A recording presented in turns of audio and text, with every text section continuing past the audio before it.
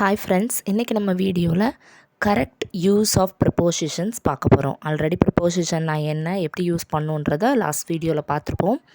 இப்போ இன்னும் கொஞ்சம் கிளியராக அதை சொல்லியிருக்காங்க, அவ்வளோதான். இங்கே ஒரு 4 சென்டென்ஸ் கொடுத்துருக்காங்க, அதை நான் ரீட் பண்ணி காட்டுறேன். The book is on the desk. The book is under the desk. The book is near the desk. The book is beside the desk. இந்த எல்லா சென்டென்ஸ்லையும் பாருங்களேன், ஆன், அண்டர், நியர், பிசைடு இதுதான் ப்ரிப்போசிஷன். இந்த வேர்டு எதை relate பண்ணுது அப்படின்னா புக்கையும் டெஸ்கையும் relate பண்ணுது.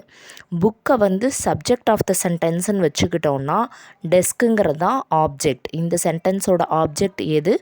Desk. Sometimes இது ப்ரொனவுன்ஸாகவும் வரலாம். அதுக்கான எக்ஸாம்பிள்ஸ் தான் கீழே கொடுத்துருக்காங்க. He lives near as. அவங்க எங்கள் வீட்டு பக்கத்தில் வாழ்ந்து கொண்டிருக்கிறாங்க. அஸ் அப்படிங்கிறது ப்ரொனவுன். இங்கே நியர் அப்படிங்கிறதான் preposition. He came with me. The letter from him. The letter is from him. I do not believe in them. There is a wall around it.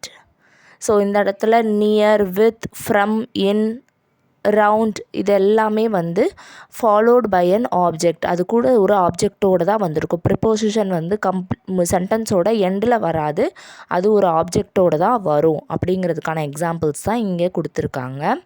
அது வேர்டாகவும் இருக்கலாம், இல்லை அது ப்ரோனவுனாகவும் இருக்கலாம். நவுனாகவும் இருக்கலாம், அதாவது நேமிங் வேர்டாக இருக்கலாம், இல்லை அது ப்ரோனவுனாகவும் இருக்கலாம் அப்படின்னு சொல்லியிருக்காங்க.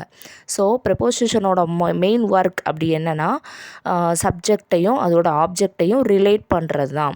இது ரெண்டுத்துக்கும் உண்டான ரிலேஷன், அந்த மாதிரியான எக்ஸ்ப்ரெஷனை கொடுக்குற வேர்டு தான் ப்ரிப்போசிஷன். தேங்க்ஸ் ஃபார் வாட்சிங்.